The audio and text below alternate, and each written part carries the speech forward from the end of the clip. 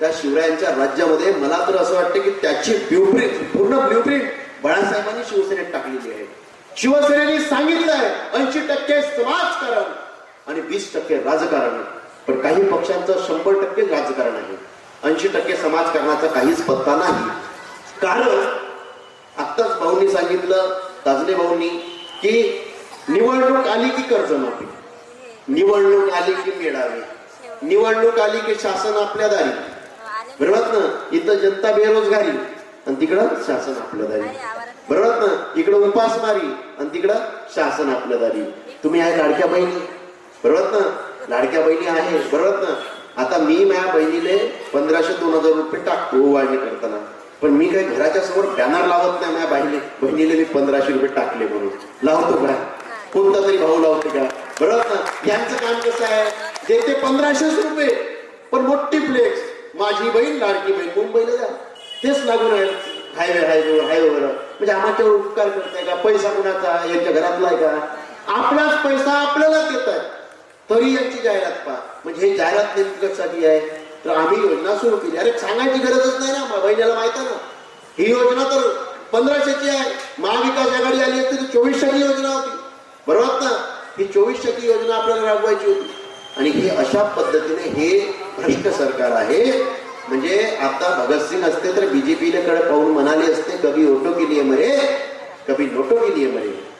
त्या काँग्रेस आणि बीजेपी कडे पाहून म्हणाले असते, कभी ऑटो शिंदे गटाकडे येणार आहे साहेब थोडं.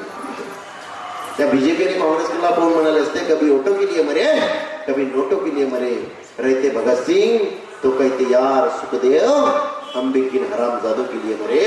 म्हणजे याचं बलिदान कसं गेलं, भगतसिंगांचं बलिदान कसं गेलेलं आहे. भगतसिंग त्या काळात भगतसिंगांनी सांगितलं होतं, अरे जिस जो लोग को पहन शिवाजी खेले अपनी जान को, आज उसको पहन के लिखना हम मस्तों का टोला, मेरा रंग दे बसंती चोला. हे म्हणणारे भगतसिंग होते. आणि त्या भगतसिंगांचे वारसदार तुम्ही असं आपण तुम्ही आम्ही आहोत. आणि या भगतसिंगांच्या वारसदार तुम्ही आम्ही असताना आपल्याला त्या भगतसिंगांच्या मार्गावर चालायचं असेल तर या भ्रष्ट शासनामध्ये आपण सामील व्हायचं का, हा प्रश्न आपल्याला पडला पाहिजे. मग आपण काय पाहतो शिवाजी महाराजांच्या इतिहासामध्ये, आपण थोडंसं येऊया की 10 नोव्हेंबर 1659 अफजल खानाचं संकट आलं होतं महाराष्ट्रामध्ये. आणि 10 नोव्हेंबर 1659 अफजल खानाचं संकट म्हणजे आता आपण ईडीचं संकट समजू. आणि असं संकट आलेलं असताना खंडोजी खोपडा फितूर झाला, म्हणजे एकनाथ शिंदे फितूर झाला, बरोबर ना? पण कान्होजी नाईक जेदे आणि काही मावळे शिवरायांसोबत निष्ठावंत होते म्हणून शिवराय स्वराज्य निर्माण करू शकले. एकनाथ शिंदे सारखे रामखोर नेते जर त्या काळात जर काय सोबत असते तर शिवाजी महाराज कधी स्वराज्य स्थापन करू शकत नसते. हे पहिल्यांदा लक्षात घ्या. कारण एकनाथ शिंदे, बरं यांनी म्हणतात की आम्ही शिवसेना वाचवली. मला प्रश्न पडते, यांची जर्नी पाहिली तर 9 मध्ये बाळासाहेब ठाकरे होते, बरोबर ना? एकनाथ शिंदे 9 मध्ये. 14 मध्ये यांना पहिल्यांदा मंत्री कोणी केलं आहे? उद्धव साहेबांनी. 19 मध्ये नगर विकास कोणी दिलेला आहे? उद्धव साहेबांनी. 24 मध्ये यांना सत्तेत कोण सामील करून घेतलंय? बीजेपी.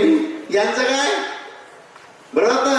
काही दिवसानं धोबे के कुत्ते ना घर के ना घाट के अशी अवस्था होणार आहे यांची. यांनी कितीही बोंबा ठोकत असेल, पण लक्षात घ्या की या ठिकाणी जो मूळ शिवसेना आहे, जी मूळ विचारसरणी आहे, जो मूळ आहे, ते मूळ कधीही बदलणार नाही आहे. बाळासाहेबांचं हिंदुत्व, प्रबोधनकारांचं हिंदुत्व, उद्धव साहेबांचं हिंदुत्व हे काही शेंडी जाणव्याचं हिंदुत्व नाही. हे हिंदुत्व आहे एखाद्या बेरोजगाराच्या तरुणाला काम, हाताला काम आणि मुखात राम असं ठेवणारं हिंदुत्व आहे. आणि याचं हिंदुत्व हे फक्त आणि फक्त हिंदू मुसलमान हे जातीय समीकरण तेढ निर्माण करणारं हिंदुत्व आहे. आणि राष्ट्रसंत तुकडोजी महाराज म्हणतात, या भारतात बंधुभाव एक दिसू दे, मतभेद नसू दे. हे सर्व संत संप्रदाय एक दिसू दे, मतभेद नसू दे. हे राष्ट्रसंतांचे उद्गार आहे. आणि मग आपण जर विचार करतो म्हटलं तर